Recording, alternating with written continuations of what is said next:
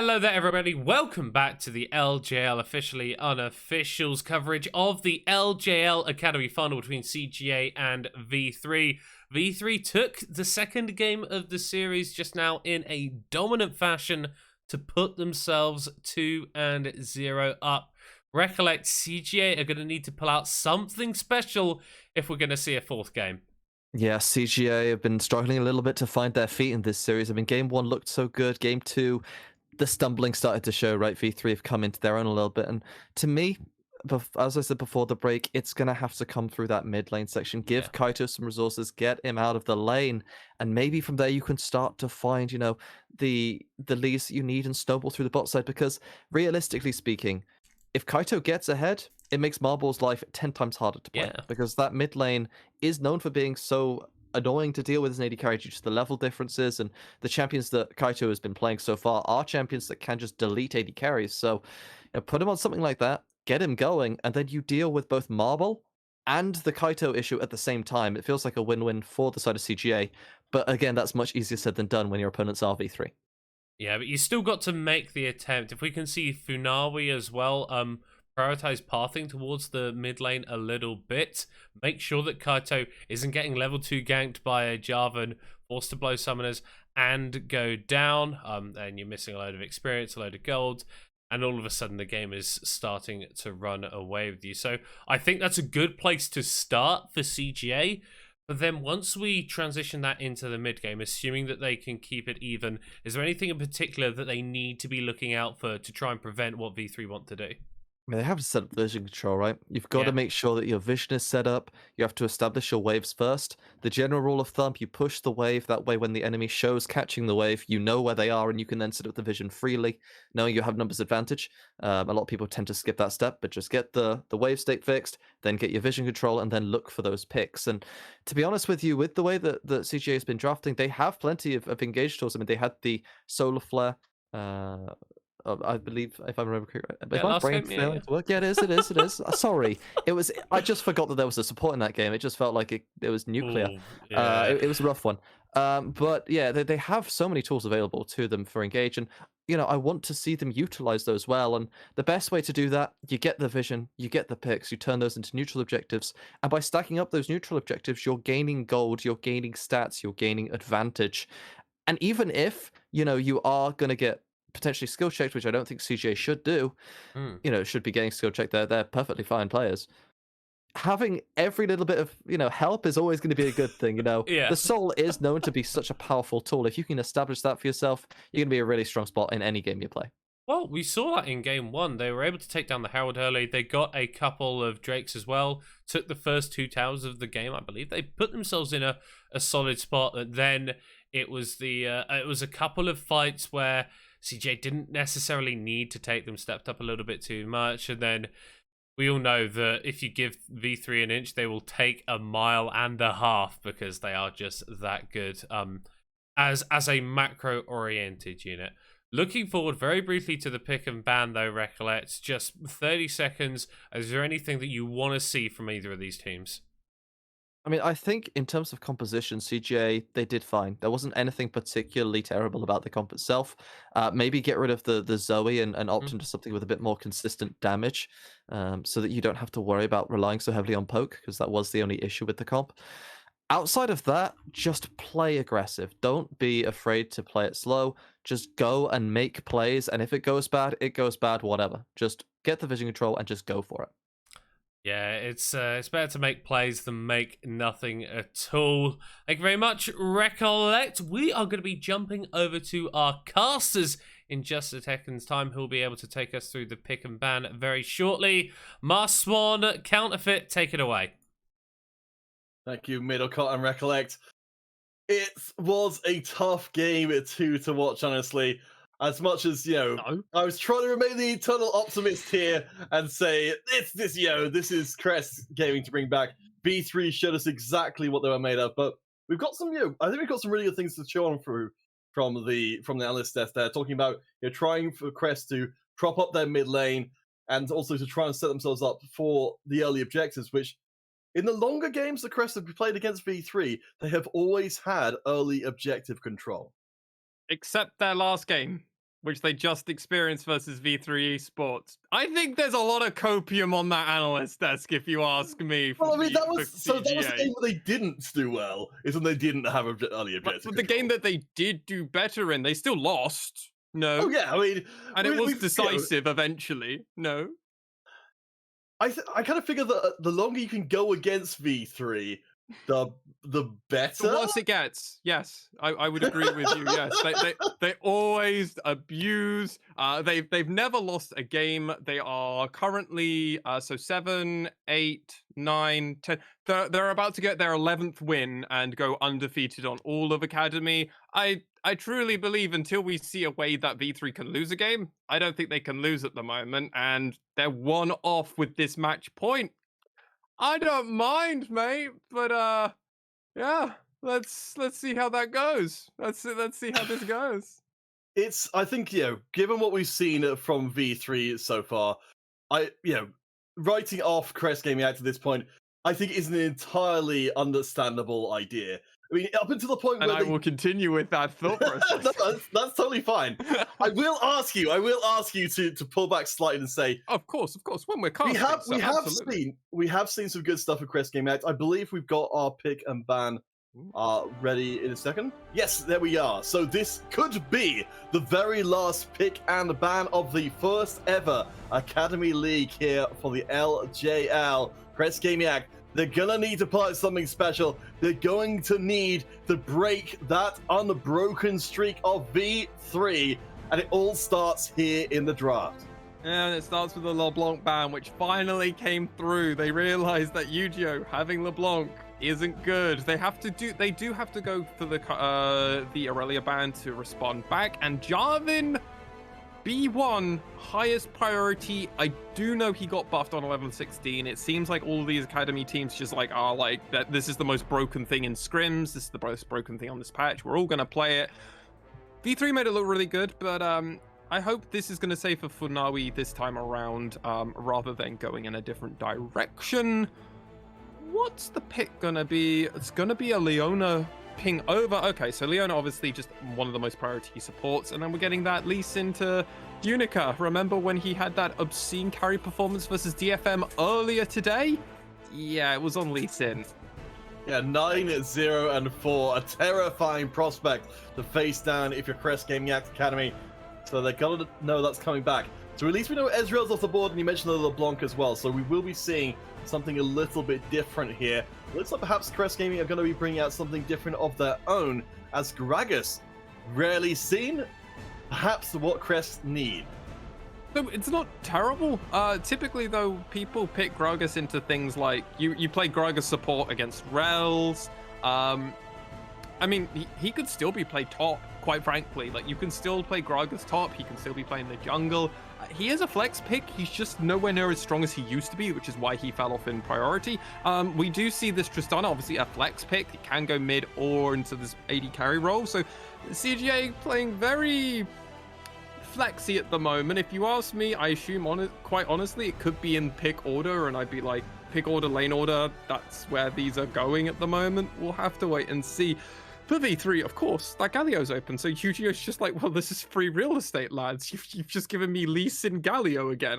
When are people going to stop doing this to me? Well, not today. We'll do it once again, ladies and gentlemen, and I think V3 are going to be doing dive throughout the rest of this draft. It's worked pretty damn well for them so far. Crest Gaming have to at least know what they're getting themselves in for, though, based on what we've seen before, as Watch Today's Kennen will be taken away. The pick that was honestly the one that made me sick in a game at number 2. That was absolutely brutal stuff. I can understand Crest not wanting any part of it. As the Syndra, one of the picks that Kaito made look extremely good in game number 1, will be taken away. Yeah, and now that Zoe is still on the table for Kaito, though I wouldn't be too surprised with if they do decide to go in a different direction now. They know they're going to be against a Galio, so something like this Tristana actually could just stay mid, and it wouldn't be bad. Actually, it would be slightly favorable, honestly, for the Crest Gaming Axe side, at least in the laning phase. Now, obviously, post-laning phase, it starts going in a different direction, and Marble All right, we're seeing your Kai'Sa now. Okay, a little bit different. Not hugely different, because I do believe we've seen a game of Kai'Sa from Marble, I'm going to say. Yeah, we saw a game of Kai'Sa. He went 11-0-7 on it, so high expectations.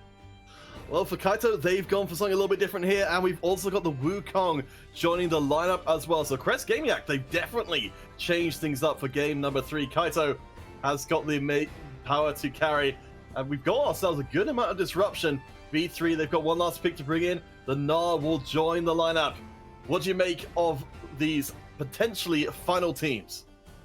I mean, I think V3 just kind of looked at themselves, looked at the draft, and went, well, let's just play stuff that they keep leaving open to us, and we've got stuff. Whereas the side of Crest Gaming Act, they have gone full Hail Mary. We've got Gragas support, something I did mention. I was like, he could technically go in 3 different spots. Jarvan, being the jungler, does make me extremely happy and thankful. I feel like I might need to crack a Christmas turkey or something to be... I am thankful for Fufuanari playing Jarvan instead of Primo, but hey, that's what we have to do.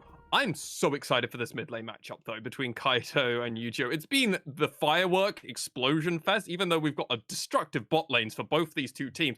The mid laners just constantly want to fight. It's where we saw first blood in game number 2.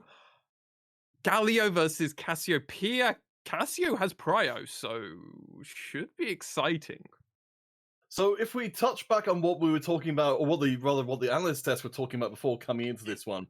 Yes. The kind of things they were looking for here were to try and get the mid lane going, to then be able to pump out the damage, and to not kind of get caught out and fall behind early on. Is this the team you feel like for Crest Gaming Act that can manage that? I mean, they've got themselves in the best spot for it. I'll be honest, I like everything but this Gragas support. I have a sneaking suspicion that this Gragas support might have had other ideas. And then when they realized that top lane wasn't going to get blind picked until the very end, they went, we might have to go for something else. The other thing I do want to know is Kaito has played this Cassiopeia in Academy before.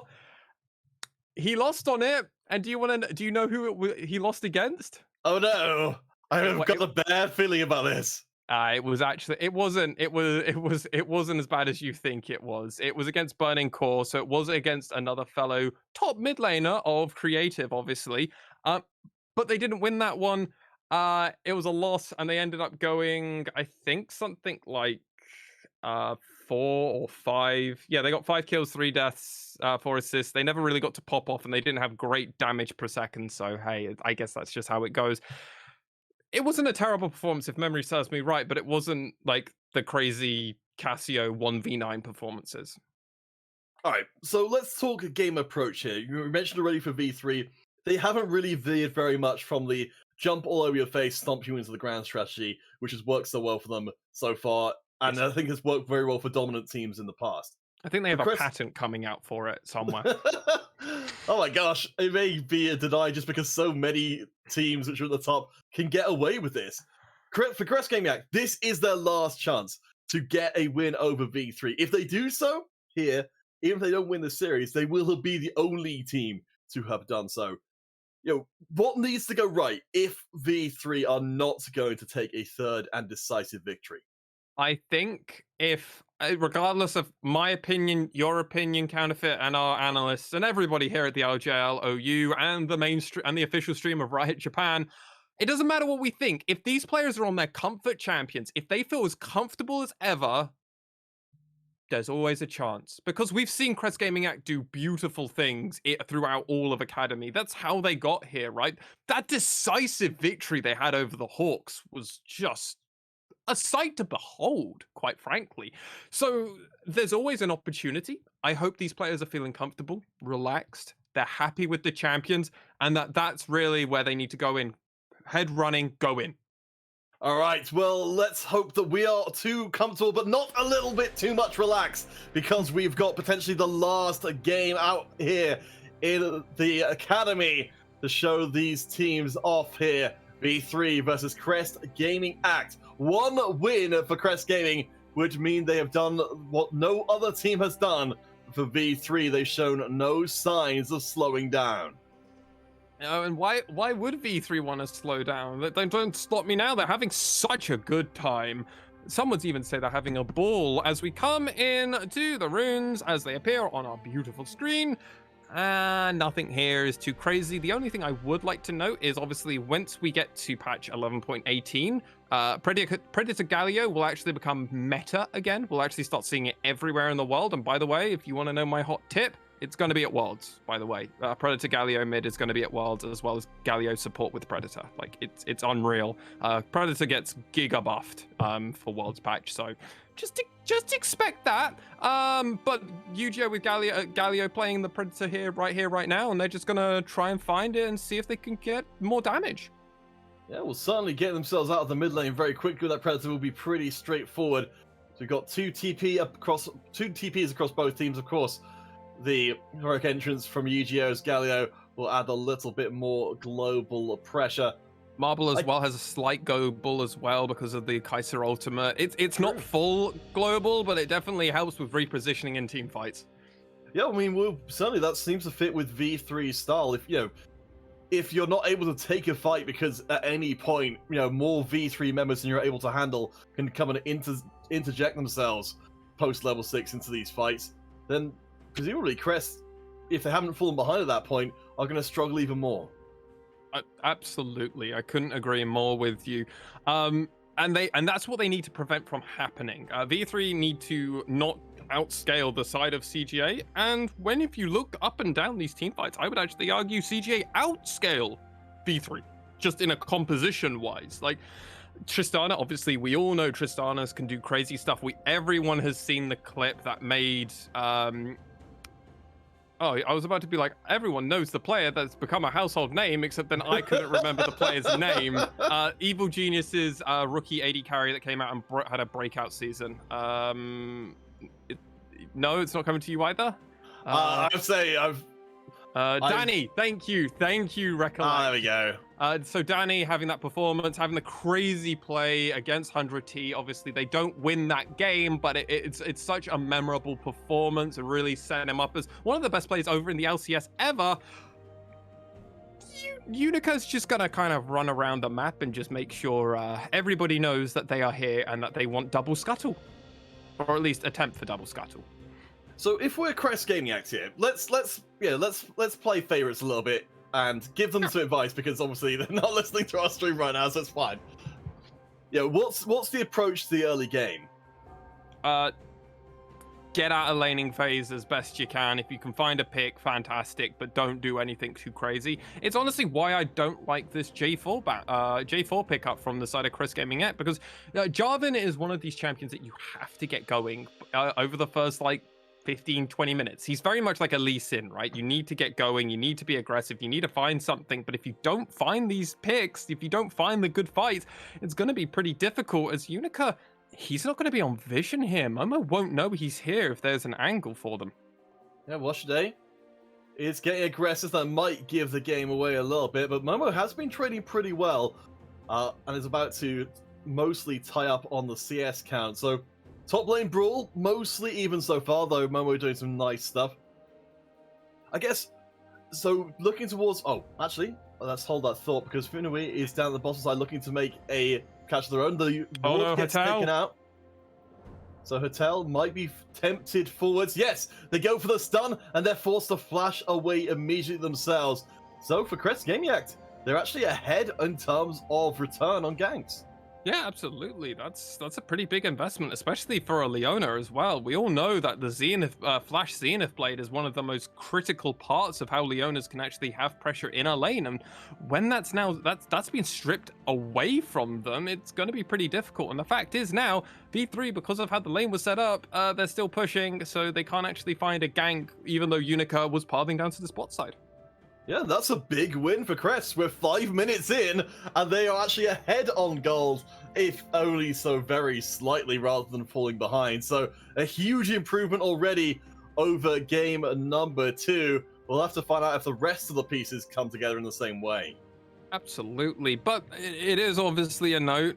We just need to kind of see how these two teams want to develop. Obviously, sixes are going to be starting to come in. First, we've got first, second backs now coming in.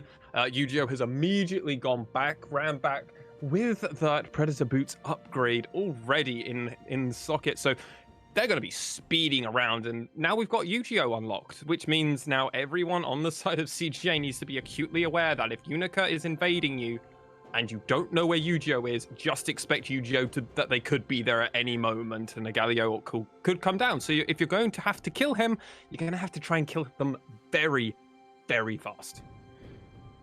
Yeah, I'm fascinated to see where this first Predator roam ends up being.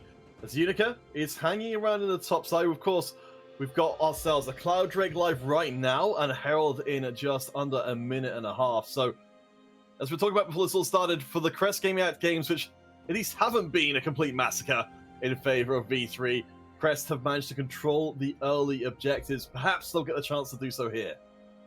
Oh, they're going to find each other here. Yu-Gi-Oh has ult.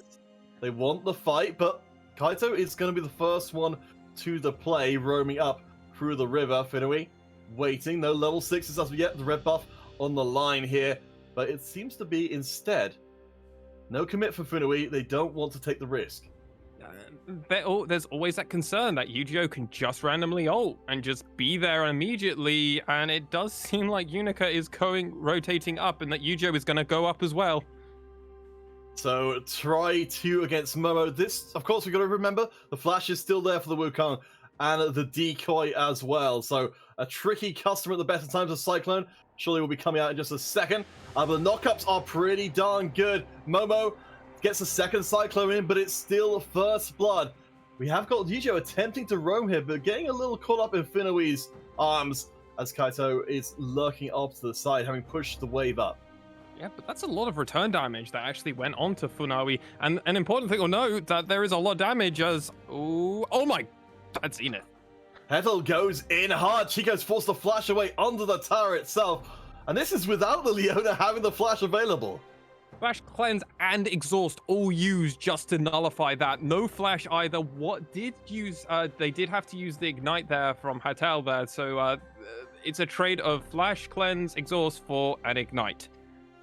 Oh my, this is why V3 and Marble and Hetel are just so terrifying. As we come into this replay, this was just very cleanly done. Momo identifying that they're just in a really bad spot, and they're just like, okay, I don't know how to get out because of where I just am in this lane. They try to go a little bit sneaky, use the Cyclone, but sadly don't get out. They could have maybe done a more of aggressive play to try and get out, but they probably just died nonetheless. So I really like it. They didn't burn their flash. Smart player, identifying when it's sometimes just safer to be like, can I be Trickster? No? Okay, well, I'll just try and reset.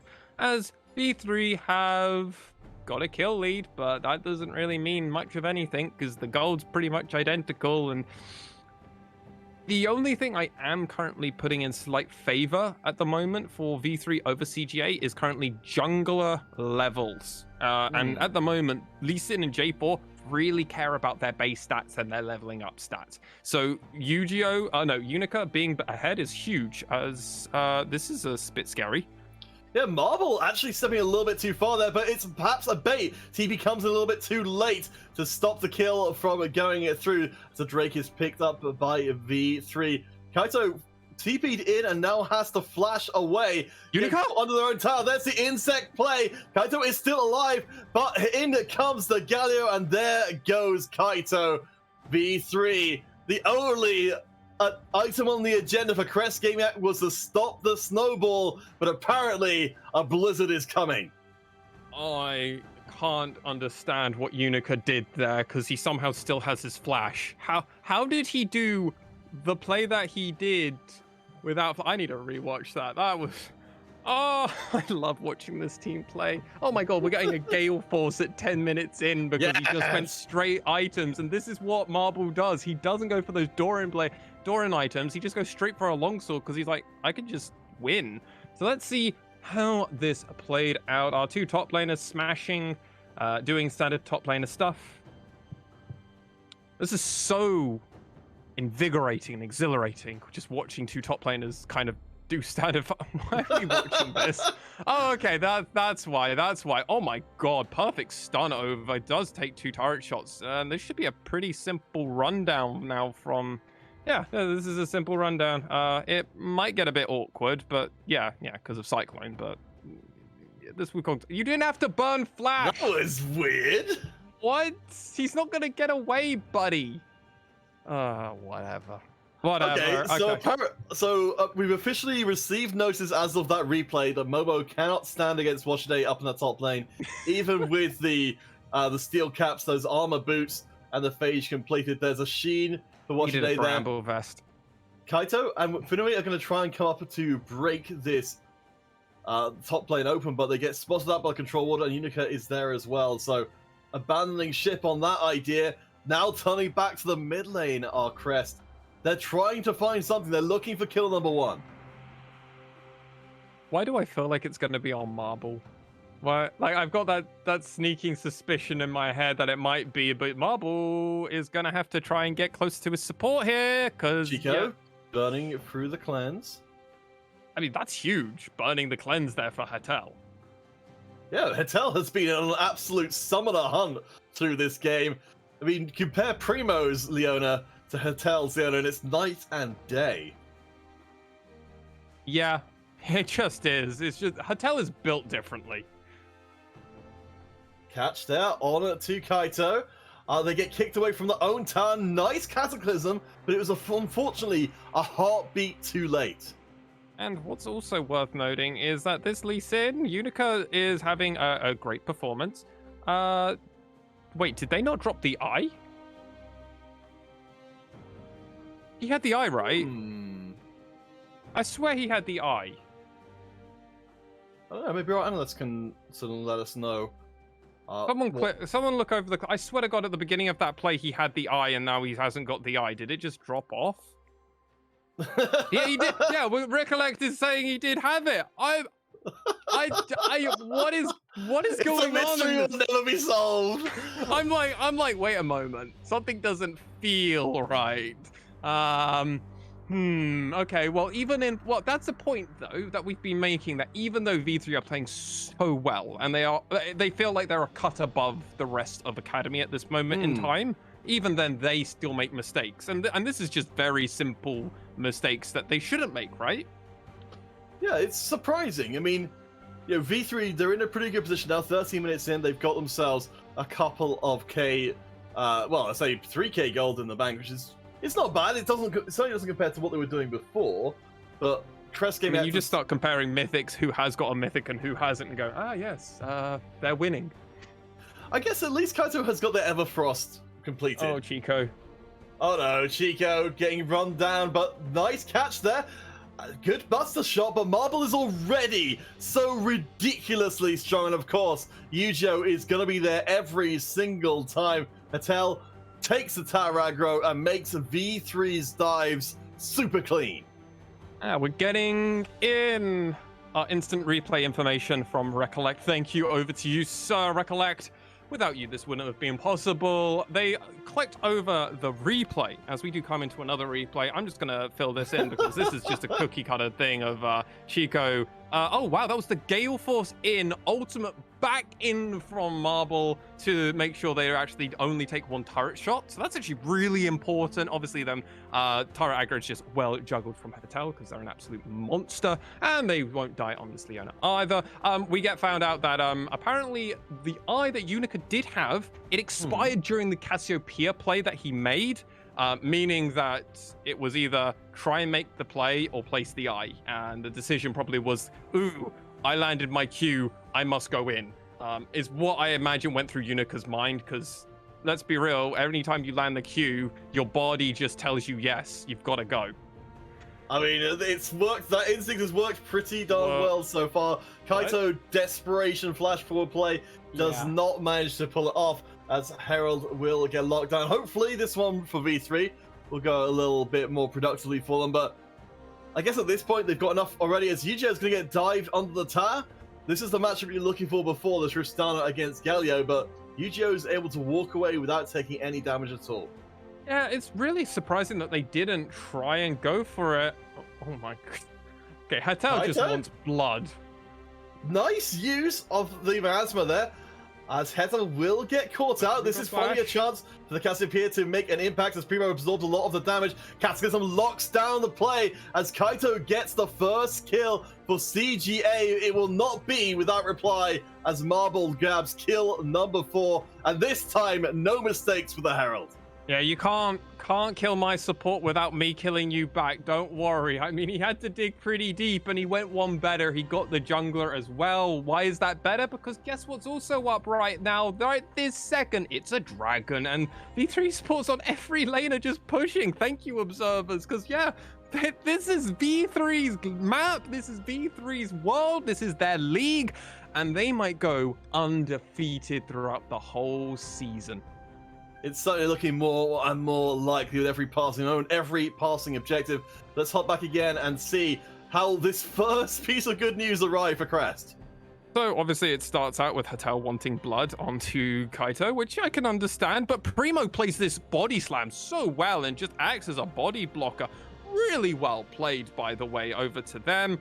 Obviously, Hatel has to go giga deep, but watch this. Just the dash forward, a Cathian Rain securing it, and if that's not made, V3 Esports don't have the ability to keep pushing forward. Just blindly, they can't.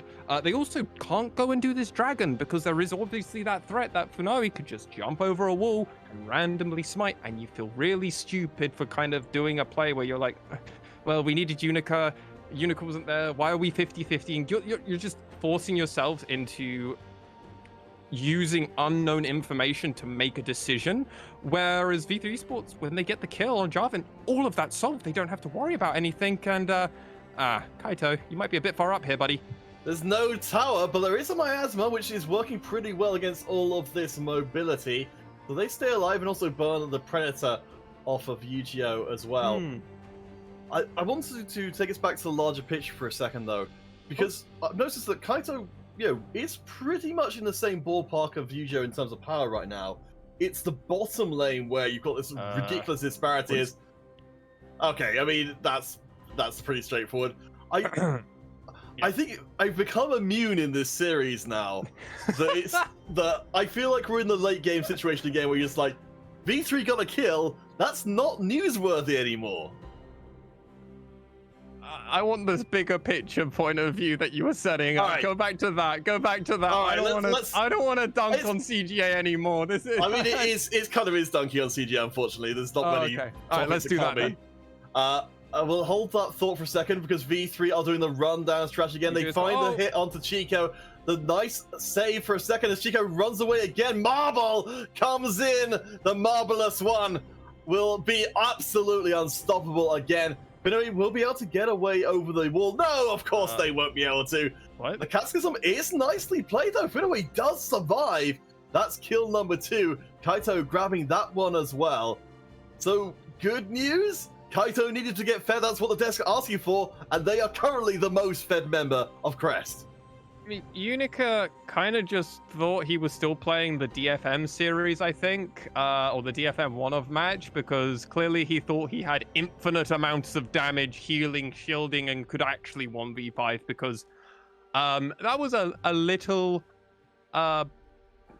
hopeful, is where I'll go with that one for Unica. I'm using very choice words here, because there's no reason to be diving that far ahead, but as this gold graph on screen perfectly shows, yeah, it's like a 6k gold lead and at 20 minutes. Now, it's not as much as it was in game number 2, but it's way more than it was in game number 1. And the fact is, this is just a downward slope that's would be really fun to slide down, honestly, if you had to do it as a theme park ride. I guess so. I don't know if Crest are really happy to go on this wild ride, though, because it's certainly not... No, V3 are on the ride. Crest Gaming Act are paying for it. That's what it goes with. All right, well, spin me a lie, Swan. Spin me a lie and tell me. I'm good at that. Well, as Baron gets started up here, and I don't think Crest seemingly like they're going to contest this heavily. Oh, actually, could be wrong on this one. Day has got TP. Maybe this isn't actually the play for V3. They're falling back here. They're taking a fair chunk of damage onto Unica. Crest Gaming Act weren't able to see this happening in enough time to collapse, but they will not lose the Baron at 20 minutes. I mean, an important part is something that we have recognized openly is that Washide and Momo is having a pretty difficult time out on this Wukong. So it's going to be very difficult if we don't get that opportunity. Well, another thing we also want to just note here is that Washide and Momo, because Momo's having such a difficult time, Washide basically gets the AFK split push, which is not the scenario they want, because it means that anytime V3 feel like they want to go off and pull the side of CJ in one direction, CJ have to just kind of always be concerned that Washide is going to keep doing the same thing they've been doing multiple times, and oh my god, he landed it. Oh, jeez. All those bans towards Marble, all those bans, and we're still left in this terrifying situation where this might, this is at least as terrifying as every other pick Marble has been on right now as the Baron is started up. So no Chico, TP coming in. So it's going to be a 4 versus 5. Momo will be part of this fight, but it's against all of V3. Baron is chunking down a little bit of health, but it's not looking good. Yu-Gi-Oh! Takes out the job and straight away the big knockup finishes off the job, and we can see the retreating Crest Gaming Act. It was a desperation play at the best of times. Kaito needs to try and save it somehow. They're not even getting close. They can't chunk through the support. They sure as hell can't chunk through anyone else. Nope. And V3 Esports also most likely going to go and collect this dragon before they all reset around, because hey, guess what? It's free real estate at this moment in time. They're not actually. They're just going to go for the empowered backs because they just got this Baron buff. They're going to make sure that it gets shared around a tiny bit and then go straight down to this dragon, because guess what? It's an Infernal Rift again. V3 Esports just high rolling with compositions when they need it. I mean, obviously this one would be slightly better. Mountain would probably work slightly better for the side of V3 Esports, but hey, I don't think they're going to put their nose up when they're already in a spot where this game is theirs as we come into this replay. And just the fact that he landed this, I'm getting Lunatic vibes. Now, that's not a name that you're aware of, but oh my, Lunatic was my MVP player from Scouting Grounds, and he was doing these kind of plays continuously on that side. I mean, V3 have absolutely shown they know how to take advantage of these new opportunities afforded them by being so far ahead. Washide fearlessly chasing down 4 members of Crest at the same time, because V3 are on a roll. They are, again, if you're just joining us for Game 3, V3 have been totally undefeated the entirety of the Academy League. They are the team to make you sit up and take notice. 23 minutes in, they push down an inhibitor tower. They're not willing to commit in to the inhibitor itself, but Washide is more than happy to keep pressing the bottom lane. Absolutely, and with that mid lane open, now the side of E3 just go, hey, we'll just wait for the next wave, and then we do it all again. Don't worry about that one, CGA. We can do this forever if we have to, because guess what? This is only first Baron. We're only 23 minutes in. Like, we can wait. It's okay. We don't mind. And then Washide this whole time is just like, guys, can I just keep doing my thing? I'm almost 16. I'm way further ahead in levels than anybody else in this game. Like, actually, to an unholy point is his experience bar just way further than anyone. And the person that needs to be matching him at best is Kaito. Kaito is nowhere near that, and they're not going to have this opportunity now. Now you can see the entirety of Crest Gaming Act. They're falling back in the face of the Ultra Ferocious V3. There is the catch, but immediately the hero's entrance will negate the play. Pulling back the play to the Nexus Towers. As Marble is making their run through. Crest Gaming Act, Yu-Gi-Oh! Grabs first kill onto the fountain. V3 are absolutely merciless. They are absolutely unstoppable. Nexus Towers falling. Everyone from Crest Gaming Act being thrown back in disarray, and V3 go 3-0 in our grand finals. They are totally unbeaten, and they are the Academy League champions. Was there ever any doubt, ladies and gentlemen? V3 Academy well and truly secure that first place stop, and I couldn't be happier for this roster, for this team. They came in, hit the ground running, never let up the gas. So many of these players deserve, like, honestly, their own, like, 5-minute just gushing over. But I'm not really the person for that, nor is this really the place for me to do that, because I'm a caster at the moment, ladies and gentlemen. So I just get to go, Marble's so good. I love this. Oh, yes. All right. I mean, honestly, I think it's best if we give this opportunity to the folks who know it best. Middlecott and Recollect, our analysts are here to let us know what the heck just happened in this whole freaking league and why we should all be buying as many pieces of V3 Academy merchandise as are on sale. Thank you guys so much for joining us again. We should have a fantastic analyst section. But for now, goodbye for us, and hello to Middlecott and Recollect. Thank you very much, guys. Absolutely brilliant cast there. Recollect, I just want to pull up a quick stat for you. That game we just witnessed from V3 was the fastest game that they have played throughout this entire Academy season. And if that just isn't illustrative of how dominant this team has been, I don't know what else is. Yeah, I mean, could have right. V3, they haven't dropped a game the entire tournament. Yeah, just straight up. They've dominated pretty much every single team that they played against, including CGA. And unfortunately, it's a bit of a shame in some regards because I think CGA, they had an okay start, and then it just all fell apart, and it never stopped. It's just one brick, and then the entire house just collapsed, and then the entire empire, and it was just all over for. I'm telling you, Recollect. It's like watching an EU team playing against a Chinese team in a world final. Mm-hmm. It looks good at the start, but then V3 really able to just turn on the burners, and it didn't look close, even remotely, in those final two games. And this is CJ. This is the other team that was meant to be able to challenge V3, that could go toe-to-toe with them on a player-by-player basis. But honestly, that was possibly the most one-sided best of 5 series I've ever had the pleasure of watching.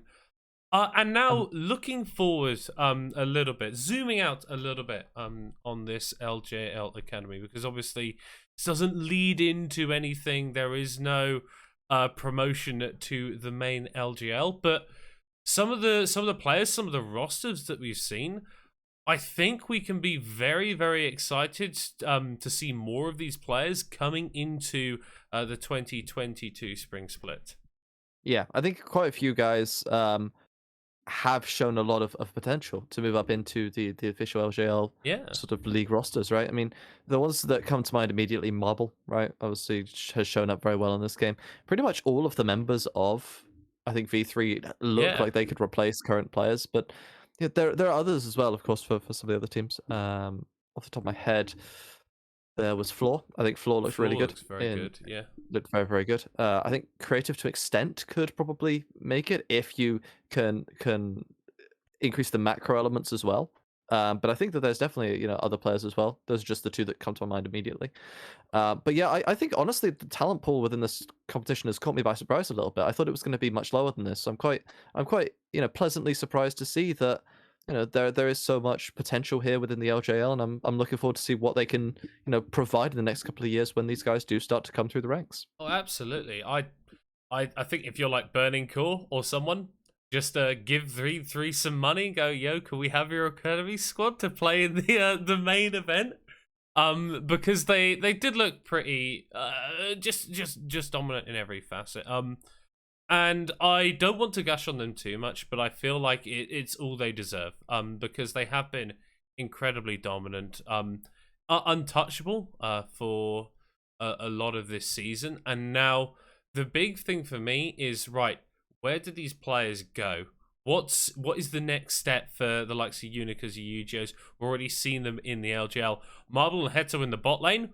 You could slot those guys into like a playoffs LGL team, and then Washide has looked very, very good in the top side of the map. I'm in a little bit of a horrible situation where I want to see all of these guys get into the LGL, but I want them to do it as a group. I just want to see this 5-man roster play on the main stage up against the big boys, because I'm genuinely excited to see where their ceiling actually is. It's a real shame as well, because in many ways it's very rare that you get multiple players from the same academy team end up on the same roster, just because of the nature that if a player is so good, sadly, the financial side comes into play. You Yeah. can sell them onto a weaker roster and get quite a bit of money. So, that is a sad part of the business, unfortunately. And on top of that, when you consider the fact that it is replacing all 5 players of the current roster it's a hard thing to do when you have staple players, right? A lot of these rosters do have guys that you think of when you think about the teams themselves. Yeah. Someone is always going to come to mind, and that guy is very rarely replaced.